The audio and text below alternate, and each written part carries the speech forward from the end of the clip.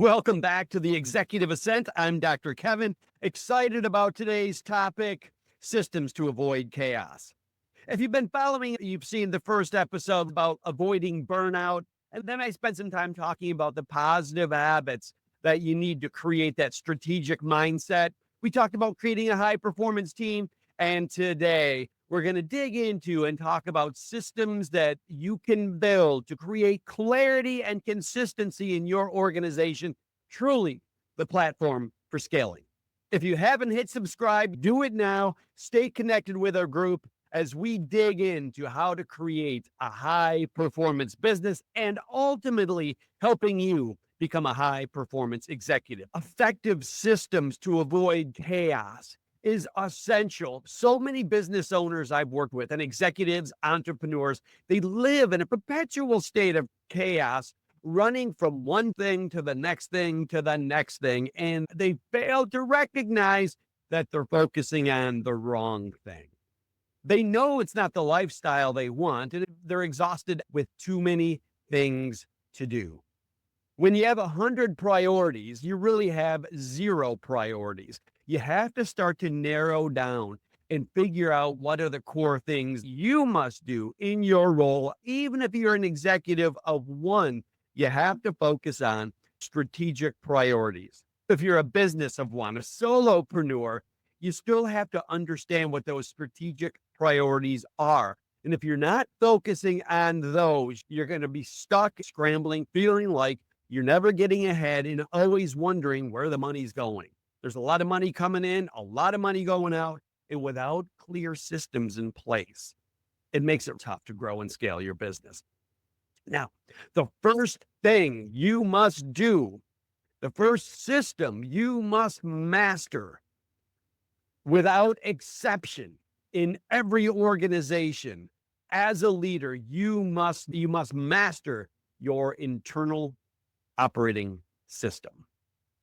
Before you can lead others, before you can lead your organization, you must learn to lead yourself with purpose and intention. Control your attention, master your presence, to be here and now, to not let distraction take you over, but to come back, to focus your attention, to focus your presence right here, right now, to be in this moment. And from that place, cultivate awareness of the patterns of thinking, feeling, and behaving that drive you, because those same patterns that got you here will undermine your success moving forward. With presence and awareness, you're able to move with intention. Intention is about non-reactivity. To move with intention means you don't let your past patterns of thinking, you don't let your current experiences of emotion dictate your behavior. Instead, align your behavior with your vision. When we talk about systems to control the chaos, one of the most important starting points for your system, after you master your internal operating system, you must have that vision clarified. If you don't know where you're going in your business, it makes it hard to go anywhere. You end up just reacting to everything. It's like a road trip. I've been all over the United States. Often I have no destination, just driving. And it's great. You have experiences along the way, but you're never going to end up a particular place unless you know what that place is. So having clarity of your vision is akin to laying out the roadmap and identifying the precise location you want to end up at. When you identify that location, you can understand the direction you need to go. Without a clear destination, you're going to wander and you can end up in a specific place. Clarify your internal operating system. Master your vision about where you want to go. Once you have a clear vision as a leader, executive, and entrepreneur, having it is not enough. You must own it. Write it down. Here's where we're going. Your job is to be a champion of that vision. Your job is to be a champion and to communicate that vision across the face of your organization. Once you have a clear vision, you can clarify the expectations of individuals on the team in a way that aligns with that vision. Without the vision, it's hard to create clear expectations, and it's hard to create something that people feel like they're a part of. The thing that really brings out the best in people is feeling like they're part of something larger. If you want to create an environment that really inspires the best in people and creates that kind of discretionary effort, that engagement where people bring their heart to the game, you have to have clarity of vision. And from clarity of vision, then lay down clear expectations. So many organizations I work with, the best practices are held in the minds of the few experts, and the systems and processes aren't documented. So going from expectations then is important to clarify them. And now we're talking about really clarifying processes, clarifying systems, clarifying best practices in a written form, to have a playbook written down. This is a lot of the work that I do with organizations, is help them clarify their playbook, help them understand what systems they need to focus on to keep chaos at bay. It starts internally and then moves out. Taking the knowledge of tribal wisdom and writing it down. This is an epidemic right now that so many businesses are going through because they haven't written it down. As baby boomers retire, what's happening across the United States is that a lot of the organizations and businesses that are viable and successful are simply being sold for parts because they don't have a playbook. And if you don't have a playbook, the value of your business is no more than the value of the individual parts of that business, the machines. You end up breaking it down, parting it out, and you have no business. The real value comes from documenting and having clarity of systems and processes from the time the customer calls, from the time the customer places an order, through to providing your final product. Having a clearly documented practice that allows people to know when they're on track and when they're not, and to see how that overall documented practice fits in with the vision and helps individuals understand the power and importance in their role in achieving the vision, is absolutely foundational. So having those clear expectations documented is ultimately one of the most impactful things you can do to take your team from a group of rogue individuals and to help them start to align and move the same direction. It goes back, it's simple, clear, documented expectations. You don't need to overthink it, but simplify it. I've worked in retail businesses where we would simply take pictures of the way the shelves should look at the beginning of the shift. There's no confusion, easy clarity. They can look at the picture and make sure the shelves look the same as the picture. It doesn't need to be overthought. It doesn't need to be difficult. In fact, it's a great thing to be able to delegate. It doesn't need to be confusing or difficult. In fact, it's a great exercise to delegate. Have your frontline staff create the playbook. That way they own it. Have them document what they do. This is one of the most effective things businesses do. Delegate it out. And remember what your station on the mountain needs to be. As the executive, you need to be at the top.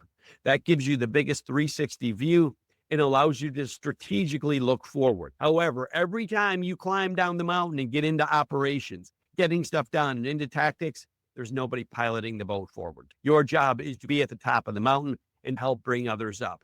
What do I mean by that? I mean to align them with the vision, to help them have clarity with the vision and to have a clear playbook that allows them to consistently put themselves in a position to win. Now, there are things that can get in the way of creating a clear playbook. Is overcomplicating it, overcomplicating the dashboard, having bad data and bad information, or putting it off because it's difficult. I've known so many organizations who know their best practices, but never prioritize creating it. They say, I don't have time. That's a ruse. They don't prioritize it. If you want to scale your business, you do have the time. Now you must make it a priority. You must offload some of the things that others could do, because as an executive, an entrepreneur, I've seen owners who are doing the work of the front line, and there's nobody doing the work of ownership.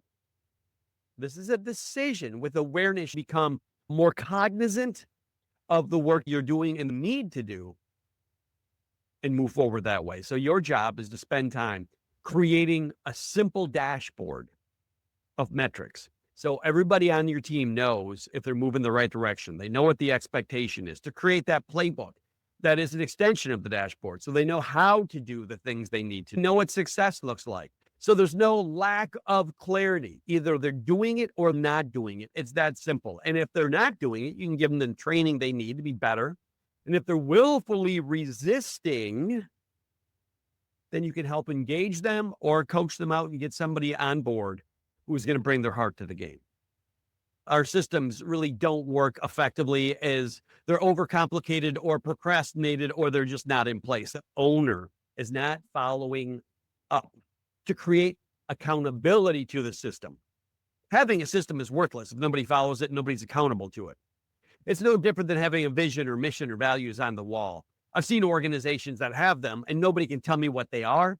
Nobody's accountable. Nobody follows up. I worked with one business recently that had values on the wall. The operator told me he had just let 2 people go because of their inability to follow the values. I'll tell you what, you let people go because they're not following the values, people snap in line. And they understand it's not just a platitude, it's something that you live and die by. You live and breathe every day, and it's the secret to your success. It's the pillar and the foundation of the culture you're building.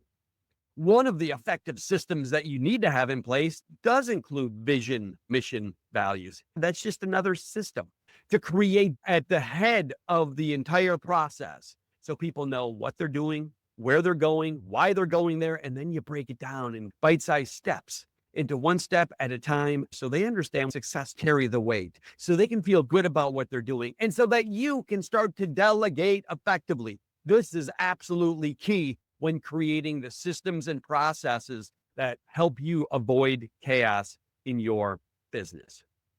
There's absolutely huge systems around finances that I see so many business owners like to avoid.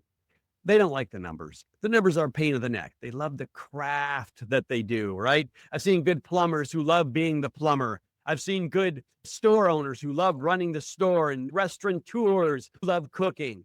But remember, it's a business, and one essential system is financial. Have financial systems in place. Doesn't mean you have to be the CFO or, you have to be a master of QuickBooks, but you must have a dashboard to understand how your business is doing. You have to have a system that allows you to understand how your marketing is doing at any particular time. You must have a system that allows you to understand how your operations, how your methods are working at any given time, so you can see what the bottlenecks are. You can understand the choke points. You can do continuous improvement. A couple of core systems and dashboards that if you have in place, you can make more informed decisions that will allow you to elevate and ultimately create a business that works without you. The game is not to have a business you're a slave to. A winning business is one, like I just got off the phone with, who's so excited to make his business streamlined, efficient, and effective, then start to build more to start to acquire more, and to spread his footprint in a way that doesn't require him to be in the day-to-day. No, he's at the top of the mountain, looking at acquisitions, looking to acquire, merge, take on other businesses to have a larger footprint and build a legacy. What's the legacy of your business? It's not going to happen if you're down in the chaos, if you're down in the weeds, stuck in the day-to-day. You must build systems. Your job as a leader is to pioneer, champion the vision, not only to get people on board and create engagement, but to make sure the follow-up is in place, right? Because what you're doing when you train people to systems is no less than helping them rewire their neurocircuitry. They've always done things a particular way, and you're asking them to change. It's no different than driving in England. You've learned to drive reflexively without thinking. Now you're required to do it differently. And if you don't continually pay attention, you revert to the old way and drive into oncoming traffic. This is the work as a business owner, as a leader, as an entrepreneur, is to help integrate new patterns and habits in your staff through the systems and process that you build. Because the work is in systems and processes helping your staff implement with complete certainty how they're doing, what they're doing, when they're doing it, and to know without a doubt they're on the right path, to know without a doubt that they're successful. And that is the formula to create a deeper level of confidence, of ownership, of accountability, and responsibility. So don't overcomplicate things. Build systems of accountability that make sure you're building the follow-up to those basic systems you build. And again, I go back to what systems? Well, have financial systems, have marketing systems, have operating systems. If you started with that, vision, mission, values, you're build a foundation that is going to allow your business to thrive. If you'd like some guidance and help one-on-one building this in your business so you can franchise your business or build a business that works without you, build a sellable business, reach out. That's what we're here for. That's my life's purpose, is to help individuals just like you scale your business and to be able to create a legacy, build a lifestyle for yourself and your family, have an impact in the community, to lead on purpose and live according to your terms. If you haven't, please hit that subscribe button. Stay tuned for the next episode. We talk about how to grow your business through the executive ascent, and reach out. We're here to help you become the best version of yourself as an executive, as an entrepreneur, and to create a lasting legacy in your business. This is Dr. Kevin Mays, wishing you all the best as you grow your business.